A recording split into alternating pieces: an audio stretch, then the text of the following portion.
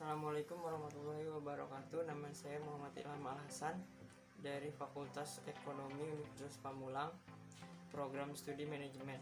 Di sini saya akan menjelaskan tentang metode penilaian investasi. Pertama, metode penilaian investasi adalah kumpulan teknik yang digunakan untuk mengidentifikasi ketertarikan pada investasi. Tujuannya adalah untuk menilai kelayakan pencapaian tujuan dan mendukung produksi bisnis. Selanjutnya, macam-macam metode yang digunakan. Yang pertama ada metode accounting rate of return. Yang kedua ada metode payback period. Yang ketiga ada metode net present value. Yang keempat ada metode profitability index. Yang kelima ada metode internal rate of return. Yang pertama, saya akan menjelaskan tentang metode accounting rate of return atau yang disingkat ARR. Metode accounting rate of return digunakan untuk mengukur besarnya tingkatan keuntungan dari investasi yang digunakan untuk memperoleh keuntungan tersebut. Dengan kata lain, ARR ini menghitung berapa banyak uang yang akan dikembalikan ke investor dari suatu investasi. Kita masuk ke rumus ARR. ARR sama dengan rata-rata laba setelah pajak dalam kurung EAT dibagi rata-rata investasi dikali 100%. Kita masuk ke contoh soal rumus ARR. PT Ubin Dingin merencanakan sebuah proyek dana yang dibutuhkan untuk investasi sebesar 500.000. Dari dana tersebut 50.000 sebagai modal kerja dan sisanya merupakan modal tetap. Umur proyek diperkirakan selama 5 tahun dengan nilai resido Rp 100.000 dengan metode penyusutan garis lurus. Adapun penjualan selama 5 tahun sebagai berikut. Tahun pertama 350.000, tahun kedua 360.000, tahun ketiga 370.000, tahun keempat 410.000, tahun kelima 430.000. Biaya-biaya yang dikeluarkan terdiri dari biaya variabel 40% dari penjualan dan biaya tetap selain penyusutan 15.000, pajak 30% dan tingkat keuntungan yang diharapkan 20%. Diminta buatlah analisis investasi pada proyek tersebut dengan menggunakan metode ARR. Pertama, penyelesaian. Investasi sebesar 500.000 terdiri dari modal kerja 50.000 dan modal tetap 450.000. Penyusutan sama dengan 450.000 karena tadi investasi sudah dikurangi modal kerja, jadi sisanya 450.000 dikurang 100.000 nya itu residu dibagi 5 nya itu dari lamanya proyek diperkirakan selama 5 tahun. Nah, dibagi 5 nya dari situ sama dengan 70.000. Nah, kita masuk ke tabel. Ada tahun pertama, tahun kedua, tahun ketiga, tahun keempat, tahun kelima. Kita cari tahun pertama. Penjualan. Nah, penjualan itu dari tadi yang 350.000 tahun pertama. Variabelnya itu dari 40%. Berarti 40% dikali 350.000, hasilnya 140.000. Biaya tetap non penyusutannya itu tadi udah ada 15.000. Nah, biaya tetap penyusutannya 70.000 tadi juga udah dari yang dicari pertama. Nah, total biaya dijumlah jadi 225.000. Kemudian laba sebelum pajak.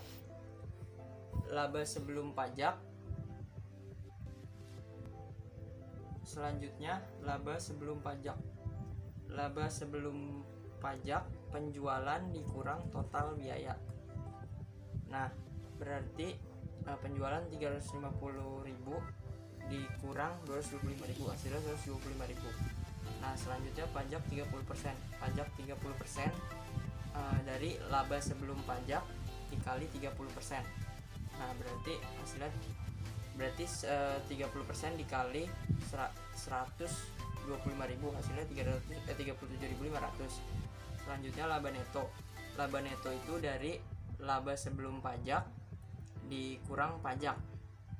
Berarti laba sebelum pajak 125.000 dikurang 37.500. Nah selanjutnya penyusutan itu dari tadi udah ada yang di atas 70.000. Resido, nilai resido itu adanya di tahun kelima 100.000. Modal kerja itu adanya di tahun kelima 50.000. Nah kas neto itu dari laba neto dikurang penyusutan, berarti 87.500 ditambah. Selanjutnya kas neto itu dari laba neto 87.500 ditambah penyusutan 75.000, hasilnya 157.500. Nah tahun kedua dan sampai tahun kelima itu sama cara nyarinya kayak gitu. Selanjutnya kita langsung masukin aja. Berarti total rata-rata laba setelah pajaknya itu tahun pertama 87.500, tahun kedua 91.700, tahun ketiga 95.900, tahun keempat 112.700, tahun kelima 121.100. Nah dibagi 5 nya itu dari tahunnya yang tadi. Kalau udah ya, terus yang bawahnya dibagi 500 ditambah 100. 500 nya itu total investnya tadi, investasi awal, ditambah 100 nya itu dari residu, terus dibagi 2, hasilnya 101.780 dibagi 300.000, lalu sama dengan 0,33, terus dikali 100% sama dengan 33%.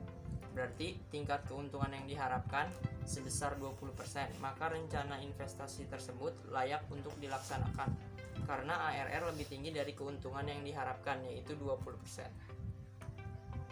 Selanjutnya kita masuk ke metode payback period atau PBP. Metode payback period merupakan suatu metode yang diperlukan untuk menutup kembali pengeluaran investasi menggunakan aliran kas masuk bersih yang diperoleh dan berapa lama investasi akan kembali, atau jangka waktu kembalinya investasi telah dikeluarkan melalui keuntungan yang diperoleh dari suatu proyek yang telah direncanakan. Rumus payback period itu ada 2. Nah kita bahas yang pertama dulu.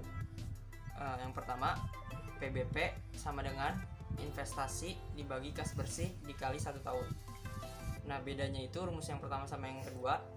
Rumus yang pertama ini digunakan hanya apabila arus kas setiap tahunnya sama.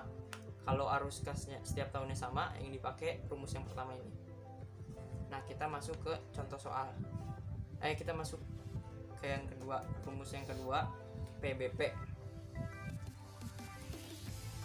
Nah kalau arus kas setiap tahunnya sama, yang dipakai itu rumus yang pertama ini.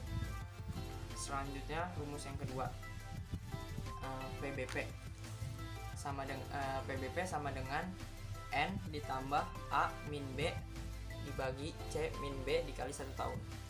Nah rumus ini digunakan apabila arus kas setiap tahun berbeda. Nah rumus yang kedua ini dipakai kalau arus kas setiap tahunnya beda. Kalau rumus yang pertama itu kas setiap tahunnya sama, rumus yang kedua kas setiap tahunnya berbeda. Selanjutnya kita masuk ke contoh soal PBP arus kas sama. Perusahaan PT Maju Mundur mengusulkan proyek investasi dengan dana 900 juta dan ditargetkan penerimaan dana investasi setiap tahunnya adalah 90 juta. Berapa payback? Selanjutnya kita masuk ke contoh soal arus kas sama. Perusahaan PT Maju Mundur mengusulkan proyek investasi dengan dana 900 juta dan ditargetkan penerimaan dana investasi setiap tahunnya adalah 90 juta.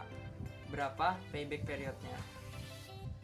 Nah, diketahui investasi 900 juta itu dari yang investasi. Kas bersih 90 juta. Nah, itu dari dana investasi setiap tahunnya dana yang masuk 91 juta. Berarti sama PBP sama dengan 900 juta dibagi 90 juta dikali 1 tahun. Sama dengan 900 dibagi 90 sama dengan 10. Nah, 10 dikali 1 sama dengan 10. Berarti hasilnya 10 tahun. Masuk ke contoh soal arus kas berbeda. Diketahui rencana proyek dari PT Ubin Bengkel Cemerlang senilai 900 juta dengan umur ekonomis yang telah ditentukan selama 6 tahun dan syarat pengembaliannya 2 tahun 5 bulan dengan arus kas per tahunnya sebagai berikut. Tahun pertama 450 juta, tahun kedua 350 juta, tahun ketiga 300 juta, tahun keempat 250 juta, tahun kelima 200 juta, tahun keenam 150 juta. Tentukan payback periodnya. Nah, pertama itu yang harus kita lakukan itu cari arus kas kumulatifnya dulu. Tahun pertama arus kas kumulatifnya 450, arus kasnya 450 juta. Nah, arus kas kumulatifnya masih 450. Nah, tahun kedua arus kasnya itu 350 juta. Nah, berarti arus kas kumulatifnya itu 450 ditambah 350 juta sama dengan 800 juta. Nah, cara nentuin arus kas kumulatif kayak gitu. Terusnya yang ketiga, keempat, kelima, keenam ditambahin aja. Nah, kemudian kita kerjain. Diketahui A, tadi kan keterangannya udah ada. A sama dengan 900 juta, B sama dengan 800 juta, C sama dengan 1 miliar 100 juta, N sama dengan 2 tahun. Maka PBP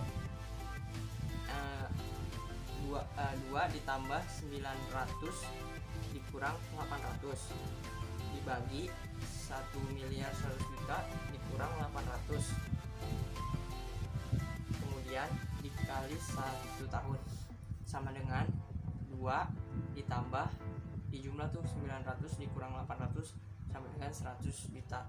Nah, 1 miliar 100 juta dikurang 800 sama dengan 300 juta, kemudian dikali 1 tahun, hasilnya sama dengan 2,33 tahun 2,33 tahun atau 2 tahun 4 bulan. Jadi digenepin aja. Nah, kan udah selesai.